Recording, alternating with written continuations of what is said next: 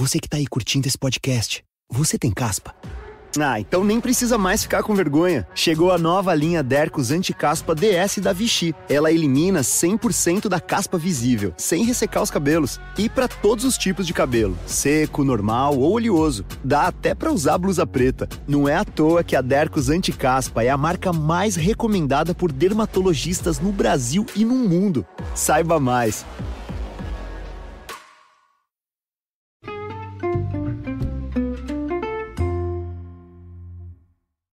Hi, everybody, and welcome to the Dr. Psych Mom Show. Today, we're going to be talking about this thing that women say men want a cookie for doing whatever, men want a pat on the head, men want applause for doing XYZ. It's super sexist. If you don't want your husband to be sexist or you're like against the patriarchy, then stop saying sexist shit, right? Because this doesn't make any sense. And I'll get to why as soon as I tell you to subscribe, because I have a lot of awesome subscriber episodes, most recently about whether you and your partner have the same expectations for your empty nester years and what to do if you don't, etc. Okay, so a lot of times nowadays, of course, used to be different, women, in my experience, say a lot of more sexist shit than men on average, at least among the men that are open-minded enough to come to couples counseling. The women say more bad shit about men than the men say about women. So you don't want to act like this, particularly because you're training up the next generation. If you have a son, you certainly don't want nasty things said about men in the world. And if you don't have a son, it's possible your daughter will marry a boy and a man, and in that case, you want the marriage to go well without her having expectations and assumptions that men are stupid and useless, right? It's commonsensical.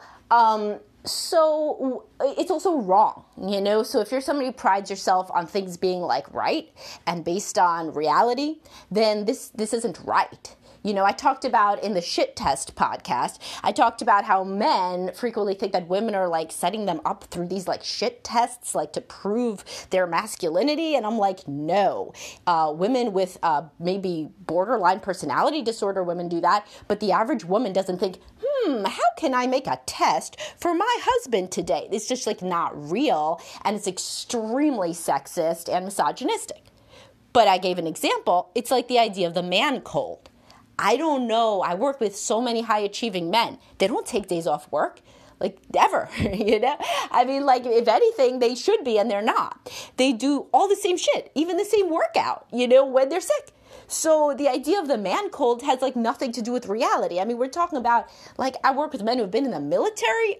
You don't ever take off. You know, the point is that the idea of men being weak and useless or women being manipulative and sly, this should be situated in a prior generation of antiquated stereotypes that people realize no longer have relevance and never really did. So the other one is this idea that when my husband does chores around the house, he wants a pat on the head or he wants a cookie. And meanwhile, I do everything in the whole world without asking for any recognition. If this is really true, then you got to work on some martyr tendencies yourself, because you are not supposed to be doing everything and asking for no recognition. In fact, there was this article making the rounds about like how terrible this man was.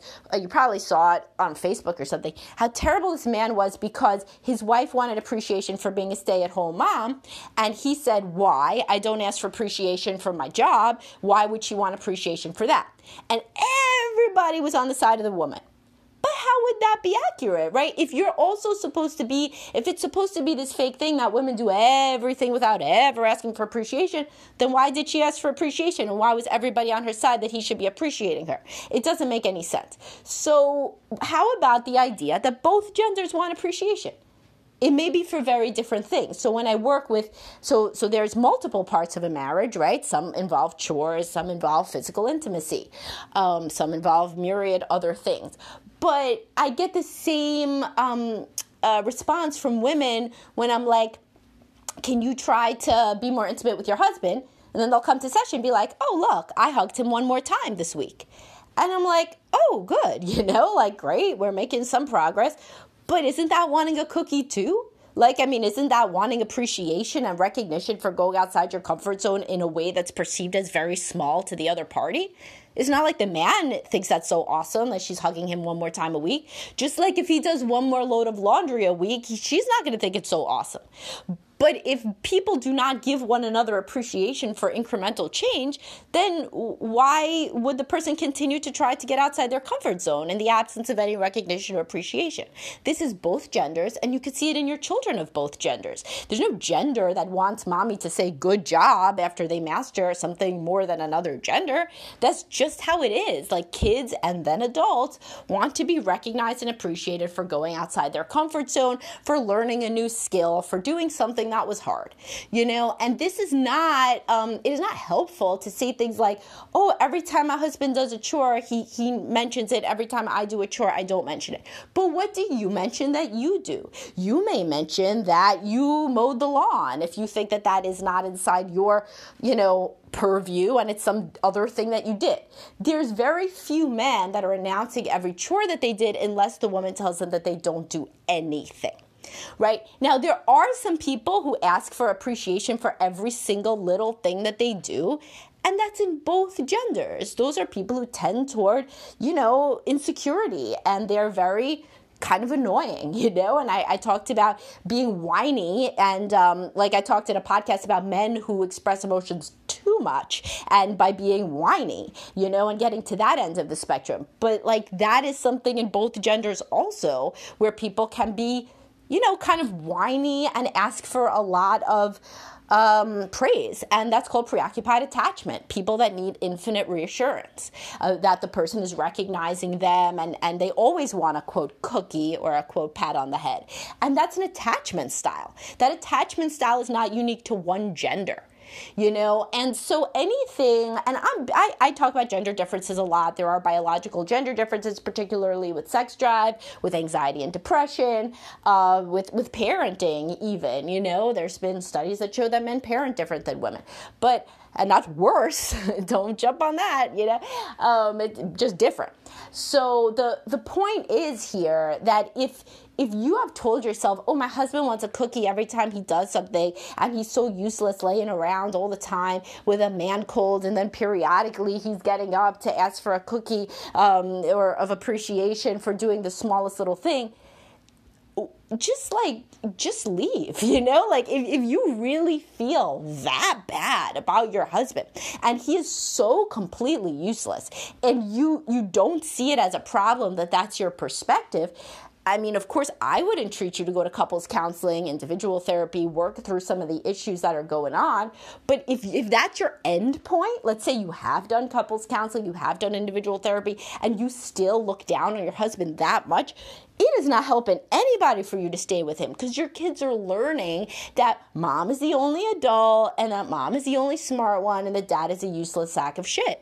That is a very, very toxic worldview. It will make the boys have terribly low self-esteem themselves, and as much as they identify with their father, subconsciously, that's their male role model. And the girls will learn that, women are supposed to be contemptuous martyrs, and that's not going to do well in their later relationships. So, of course, I do not think that that's where most people have to end up. I think that the majority of women who feel like this struggle with trust issues. They likely saw a very difficult relationship growing up in which a mother was a martyr and was treated poorly by a father with self-absorbed tendencies or childlike tendencies. And this was amplified by the mother being an overfunctioner. So she trained a little girl up who then becomes the woman, and the woman that is in the marriage that I'm describing, who is an overfunctioner and martyr, and who treats the man kind of like a useless child. And also was originally drawn primarily to men who were like that, the boyfriend with the very messy apartment or who could never keep a job or whatever. And because that's kind of where your sense of self-esteem is located, is in doing everything and being everything. But then, of course, over time, that leads to resentment, and because, of course, you're doing everything. So if that's the dynamic that you're in, and I've described it frequently, even the CEO wife and the resentful employee husband in one of my podcasts, then you need to go to couples counseling and probably individual counseling to interrogate your, biases that men are stupid and useless and women are the ones who run the world or whatever. Because in the inverse, you would despise this. If men, there's so many men, right, with stay-at-home wives that do very little because they are the overfunctioner workhorses and they were always drawn to women that needed to be rescued, that have various issues and that are not,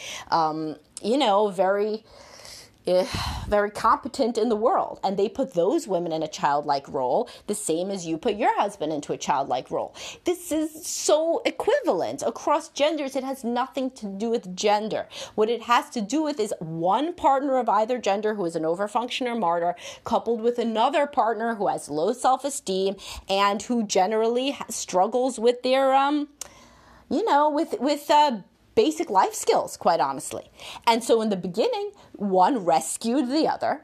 And then as things go forth, and especially once kids come into the picture, the rescuer, overfunctioner, workhorse person starts to become increasingly angry with and contemptuous of the more childlike person, particularly as they start to kind of resent their own choice of this person when they see that this person is really unable to contribute to a household. The person is unable to contribute to a household not only because of their own issues, which were there in some ways in the beginning as well, but also because of their continued involvement in a dynamic in which they're looked down on and can't really do anything to the other person's specifications and standards. So this is a very, very common dynamic, like my Mr. Perfect and his crazy wife, and then the wife who does everything, the martyred wife, and the man-child husband.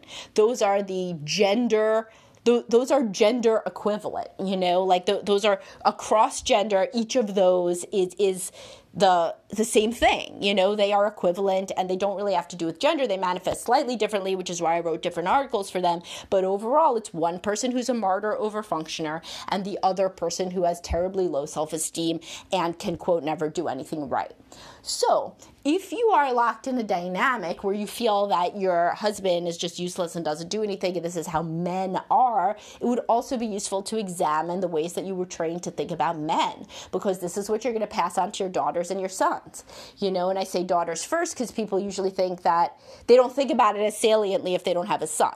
As soon as women have a son that they love, then they're like they go one of two ways. Either they deeply interrogate their own biases about men. That's a best case scenario. Or they just decide that their son is uniquely different and he's like a prince among boys, but all other boys suck. Or, unfortunately, some women just treat the son worse than the daughters because they hate men and they've never interrogated it. So you don't want to be in any of these situations. You want to be in the first one, rather. You want to be in the one where if you do have anti-male biases that you learned at home, you learn to work through them, see their origin, usually in the relationship between your parents. And usually such women are raised by mothers who have a very similar belief system of looking down on men. Could be completely valid to the mom. She could have been abused. There's so many women, by the way, who have mothers that had sexual trauma and were then raised by a woman who very understandably hates and fears men, but then passed this down to the woman who then becomes trapped in this same belief system despite herself not having those experiences. She was just parented by somebody who did. This is intergenerational transmission of trauma. So the point is, there are very few instances that I see of a, quote, man cold. And these people that have the man cold, there's an equivalent in number of women who have a woman cold, who have a chronic pain and chronic this and chronic that and can never get up. I'm not saying shit about it. I have migraine. I've struggled with depression myself. I understand that that's real. But then if there's men who are felled by a cold, that's real too. Those people struggle too. They probably struggle with depression, quite honestly. And the cold is just the last thing that tips them over the edge into non-functional. There are physically stronger and physically weaker people. There are mentally stronger and mentally weaker people. And by weaker, it's not like stupider, like that might sound, but it's people who struggle more, who had more difficult upbringings, more exposure to trauma. There are different ways that both men and women can act in response to a stressor that have nothing to do with gender at all. So hopefully this was interesting. It gave you a little bit of a different perspective if you have just kind of tossed off these things like, man cold, he can't find his way out of a paper bag, he needs me to do this, he needs me to do that, he doesn't even know where this is or that is. That's all like really like anti-male stuff. If you really are with a person that is extremely low functioning like this, that was there from the beginning, and it would be most useful to go to couples counseling and interrogate the inception of this dynamic, your contribution to it, your partner's contribution to it, the families of origin in both cases which set you up to get into this sort of dynamic, and ways to get out of the dynamic that are going to be outside of both people's comfort zones, such as the overfunctioner martyr of either gender, allowing the other person space to try and potentially fail as they learn, which is usually difficult for a perfectionistic martyr overfunctioner, to see the laundry done poorly a couple times before it's done well, as though there's poorly and well. I mean, if the shit is clean, it's clean, but that's just my perspective. Anyway, hope you guys got something out of this. Please do subscribe. The next one will be a subscriber-only episode. I don't know what it'll be about yet, but I'm sure it will be quite fascinating as per usual, and I'll talk to y'all soon.